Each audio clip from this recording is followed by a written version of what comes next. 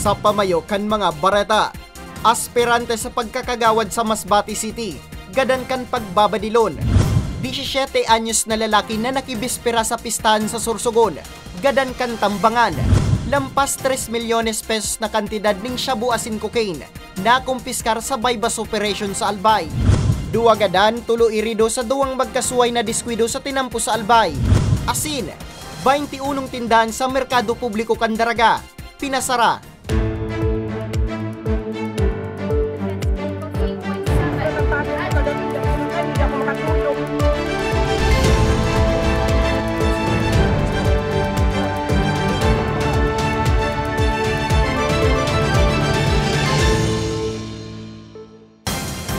Maray na hapon, Martes, Oktubre 24, taong 2023. Uni na ang mga baretang Tatak Bicol.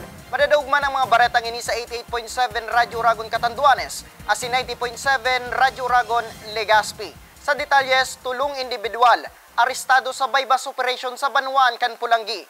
Lampas 3 milyones pesos na kantidad ng shabu asin cocaine. Na-recover. Detalye sa report ni May Arango. Dain na nakapalagpa sa otoridad ang tulong-tulak ng ilegal na droga sa ginibong bypass operation sa Puro Carnation, Barangay Ubaliw, Pulanggi, Albay. Nakuha sa posisyon kan mga sospek ang 342.170 gramo ng shabu, asin 129.413 gramo ng cocaine, na aabuton sa 3 million pesos ang street value. Ang mga sospechado enterong residente kang Parañaque City, asin nakipagtransaksyon sa nasambit na banwaan kung sa indaing ideya ang mga sospek na pulis na palan ang sa indang kaulay. Ang operasyon bunga kan sumbong ni Saro Subot na informant. Kasuod makanasa ang tanan ng kaso ang mga sospechado. Initial pong transaction nila is yung operatiba po natin, kasama po yung confidential informant natin, nabibili po sila ng 50 grams na worth 120,000. So yun po ang unang transaksyon nila. Kaya po napapunta po ditong ito, tapos sabi po nitong isang suspect natin na ito pong gay na 47 years old, kasi parang sabi niya gusto niya rin mag-adventure sa Bicol. Ang plano sana nito, pag madispatch lahat ng item, parang magbabakasyon dito sa Bicol region kasi first time ko pa nila makarating. Napag-araman man na dati nang nakulong dahil sa illegal na droga ang saro sa mga sospek, naliwat na naatubang sa kasong pagbalgar sa Republic Act 9165 o Comprehensive Dangerous Drugs Act of 2002. Minor, yung minor po na isang 17 years old,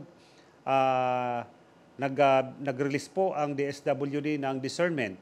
Kaya po lahat itong tatlo na plantara na po ng demanda kahapon pa po through inquest proceedings. Asigurasyon kan PNP, pigigibo ni daan gabos nga ning makurtar ang paglakop ng iligal na droga. Hinagad man kan otoridad ang kooperasyon kang residentes, nadakulan ng gadang papel nga ni magkadarakop na ang mga padagos na nagagamit as nagpapabakal ng iligal na droga. Para sa mga baretang Tatak Bicol, May Arango.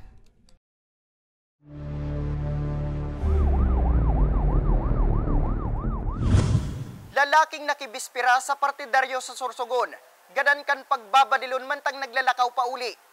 Uyang report.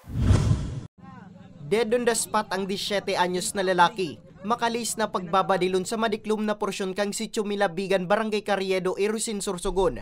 Alas 8 kasubanggi, Oktubre 23. Binisto ang biktima na si Ryan Lopez Binalya, kan Barangay Hidhid, Matnog, Sorsogon. Sigun kay Police Major Arwin Destacamento, anhepe kang Irusin Municipal Police Station, gikan ang biktima sa sayang partidaryos, hulita bisperas kang kapiyastahan sa lugar, alagad man tang sulong naglalakaw, nira ni subot ang biktima ning duwang armadong lalaki, asin pinagbabadilas sa bawian ning buhay. Makalis ang pambabadil, marikas na duminulag ang mga sospek.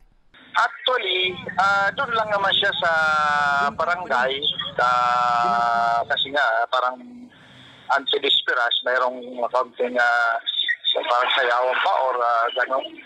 At the same time, nag-visit ito doon sa kapamilya nila.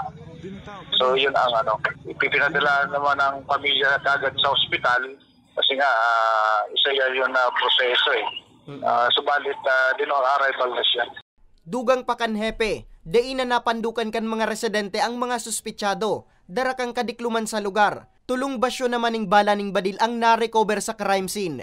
Sa ngayon, nananawagan kami kung mayroon man nakamukha o nakakikilala doon sa binabanggit na mga suspect. So, makipagtulungan naman po sa amin para at least maagara po natin ma-solve itong kaso. Ano po? Kasi alang-alang naman sa pamilya. Daiman pigahali kan PNP na posibleng may nakaiwal ang biktima sa Cavite kung saan ini nagtatrabaho. Sa ngunyan, padagos pang pinagigibong follow-up investigation kan PNP sa pambabadil. Para sa mga baretang tatak Bicol, Nomer Corporal. Lola gadan kan mabangga ni motorsiklo sa Banwaan kan Pulangi. Mantang gadan man ang sarong motorista sa Banwaan kan Uwas, makalis na makabangga sa poste ng ilaw. Detalye sa report ni May Arango. Naidara pa man kuta sa ospital, alagad binawian man sa nanimbuhay ang 73 anyos na lola na nabunggo ni motorsiklo mantang naglalakaw sa gilid tinampo sakop kang Puro 4, Barangay Napo, Pulangi, Albay. Pasado alas 6:15 ning banggi kan nakaging Oktubre 21. Sa investigasyon, ang pagkakabunggo kan sarong tricycle sa nakabunggo motorsiklo ang naging mitsa sa buhay kan biktima. Napag-araman na parehong pasiring sa Barangay Ponso ang duwang bihikulo. Alagad dahil sa pagkakaraot kang preno kan tricycle, nabunggo kay ni nasa inutan na motorsiklo. Rason nga ni mabunggo man kan motorsiklo ang lola. Babae po ito, na 73 years old, subalit yung asawa niya po ay kahapon ay nagpaabot po ng impormasyon at nagbigay po ng isang affidavit of desistance na hindi na po siya presently, sabi niya, hindi naman sinasadya ito. Hindi na po siya magpapile muna for the meantime ng kaso. So kaya po yung driver ng tricycle, of course, after nung reglementary period detention, na-release na po namin. Nagsapo man in minor injuries ang 34 anyos na motorcycle rider na residente kang Vincencio ni Yugan, Malabon City. Asin ang 43 anyos na driver kan tricycle na residente kang Purok 3, Barangay Napo, Pulangi. Ito naman po ay isang panawagan sa lahat po ng mga driver. Hindi lang po ito sa driver nung na anong aksidente. Ito po sa ating lahat. Ito po ay isang malaking aral na bago tayo lumabas ng bahay or before we start our any kind of vehicle, i-check po na natin yung, sabi nga, pag sa motor, check muna natin yung brake. Check po natin yung engine, saka foot brake.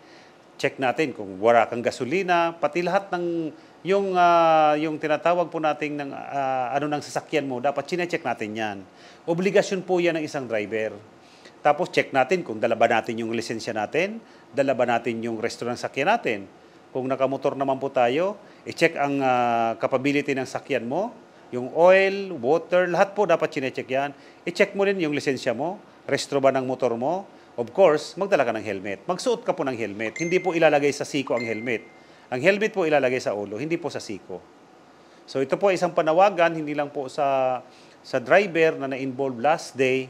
Ito po sa ating lahat na mga nagda-drive. At saka po yung mga nagbabakride din sa motorcycle. Bring your own helmet din po. Mientras tanto, sa Uwas Albay, dead on arrival ang sarong motorcycle rider, mantang lugadan ang backride kay ni, matapos na buminangga sa poste nin ilaw sa Barangay Bagumbayan, pasado alas 11:45 kasubanggi, Oktubre 23. Ang biktima na pag-araman na sarong 41 anyos na lalaki asing residente kan Lower Bikutan, Taguig. Mantang ang backride kay ni iyo ang 19 anyos na lalaki na residente kan Lower Binugsakan, Ginubatan.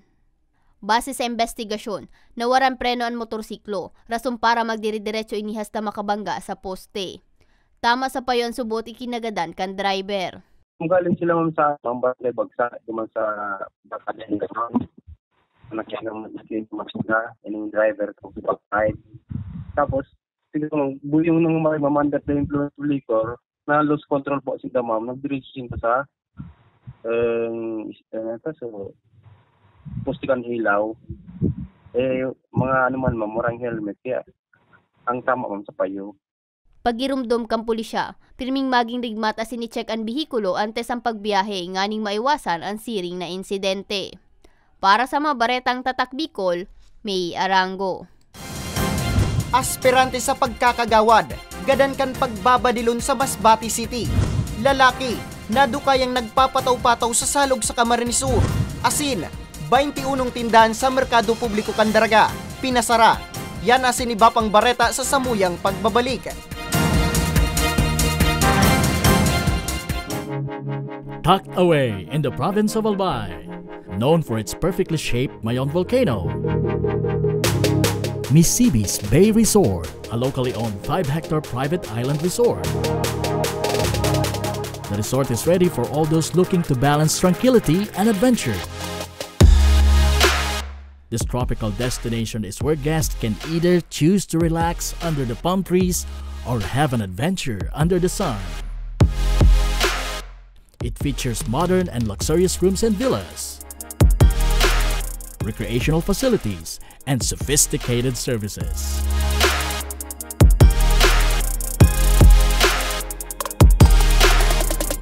Come and experience Misibis Bay Resort, your tropical island getaway.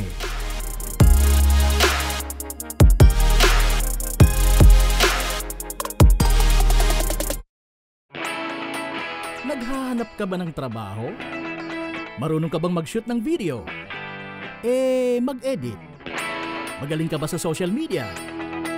Willing ka bang matuto? Graduate ng journalism o may alam na sa media? Apply na dahil naghahanap kami ng videographers para sa Camarines Norte, Sorsogon, Camarines Sur, Catanduanes at Masbate. Ipadala ang inyong resume sa actioncallcenter@gmail.com at maging pinakabagong miyembro ng aming team. Tara na! Apply na!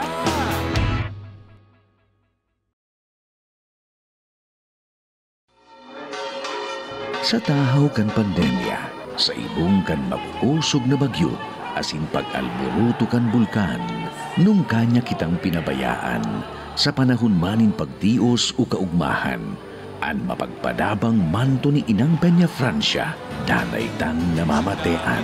Siring man, kan sa tuyang sa diring partido sa Kongreso, an Ako Bicol Party List, katabang na kasurug pa.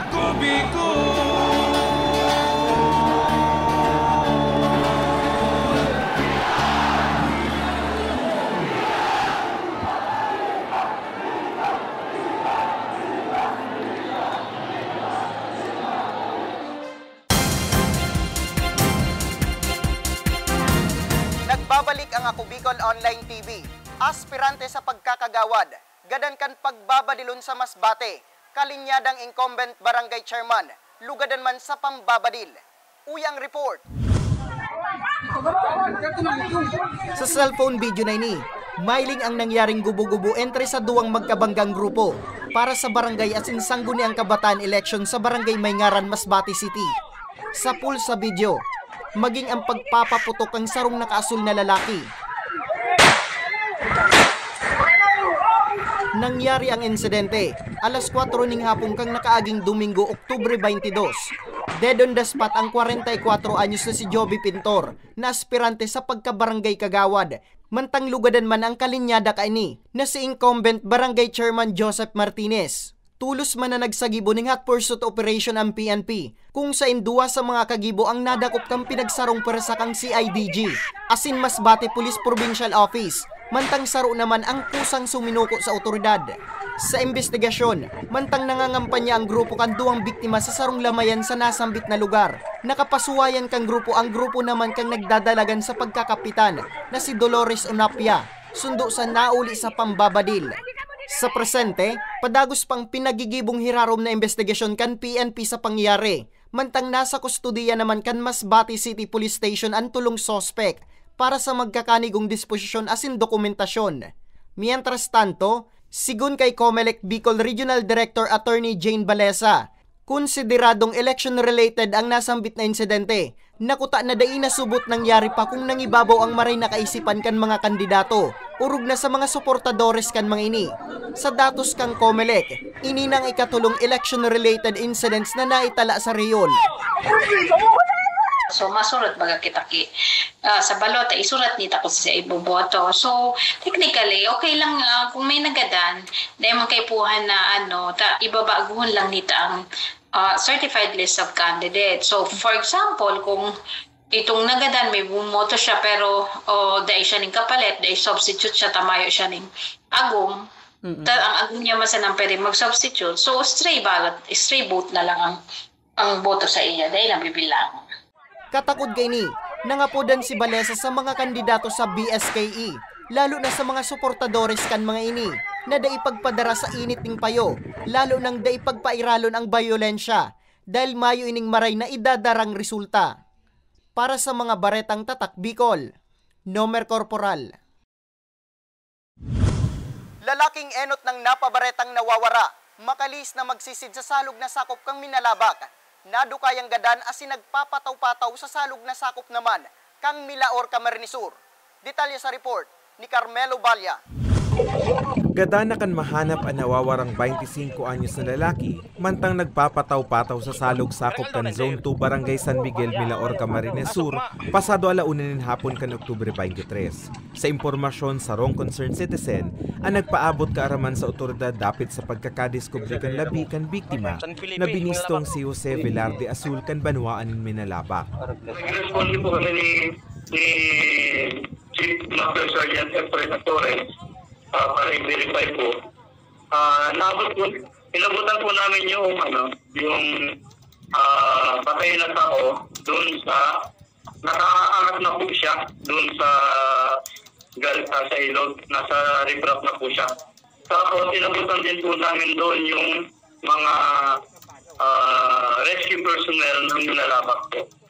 Sa impormasyon kan nakaagi pan Domingo kan i-report ang pagkakawara kan biktima, matapos na magsisid sa nasambit na salog, mantang nasa impluensya nin Arak, kung sa intulos man na nagkundusir ng search and rescue operation ang Minalabak Rescue Team. Ang kwento po ng rescue personnel ng Minalabak, around 2 a.m. accordingly, na nagiinuman po ito sa riprap, sa gilid po ng ilog. Tapos, nagdadive po siya dun sa tubig para malamigan, then aakyat. Then, yung sumunod na pag-dive niya po, hindi na po siya lumutang. Paoro utrong patanid kan PNP en kaso man na nakakainom na, day na pagperiton pan sa diri na gumibo nin mga bagay na posibleng magdarasanan ng peligro asin ikapahamak kan buhay. Para sa mga baretang tatak Bicol, Carmelo Balya. 21 tindahan sa Merkado Publiko Candaraga, pinasara huli sa kawaran ng business permit. Uyang report. Pinasara kang Business Permit and Licensing Office o BPLO Candaraga ang 21 tindahan sa Merkado Publiko sa Sendang Banwaan matapos na makumpirmar na nag-ooperar ang mga ini maski mayo ng business permit. Sigun sa pamayok ang BPLO Daraga na si Michael Margallo, Oktubre 18 pa kang ipasararaninda ang nasambit na mga tindahan, alagad sa nasabing bilang, 7 sa nang mantinidong sarado hasa sa presente, dahil sa day pagkomplikan sa indang mga pigahagad na rekisitos. Dugang pa niya, daiman sinda nagkulang sa pagpagirumdum, kaya day subot sinda pwedeng basulon sa pagkakaparalisa kang operasyon kan mga napasarang negosyo. Kang nakaagi pang Marso kan magpadara ang BPLO Daraga ning notisya, alagad pinasipara sa nadakan mga saradit na negosyante. Katunayan, may pigtaupad asindang palugit sa mga ini. Yan naman ng mga walang business permit, halo-halo ang status nila. Meron dyan, bayad sila ng business tax pero kulang sa requirements. Mayroon naman dyan, hindi bayad sa rental. Mayroon naman dyan na talagang hindi pa talaga nakakapag-comply ng business permit. Hindi bayad sa rental, hindi bayad sa business tax. Kabali sa mga napasara iyong tindahan ng gulayon, tindahan ng bunay, maging barbershop asin iba pa. Sigun sa opisina, may mga ginibuman sindang medyos, ngani matabangan ang mga nadidipisilan na negosyante sa pagbayad kang business permit. Arog kang pig-uopresirindang installment basis na pwede man approve charang kan sa indang saradit na negosyante. Actually, because of the pandemic, so medyo 2020, 2021, hindi kami masyadong nagpasara. 2022 naman, election period, so may transition sa leadership, so hindi rin kami nakapagpasara dahil yung previous mayor, tapos nagbago yung mayor. So ngayon talaga kaming taon nakapag full blast talaga ng. Mientras tanto, ngani matawan pa ning konsiderasyon ang mga negosyante. Madurar sundo sa Pebrero ang renewal kang business permit, kumpara kan dati, na sundo Enero sana. Para sa mga baretang tatak Bicol, Nomer Corporal. Asin yan ang katripunan kan mga istoryang tatak Bicol. 62 días na sana. Paskuna, ako si Nomer Corporal. Salamat!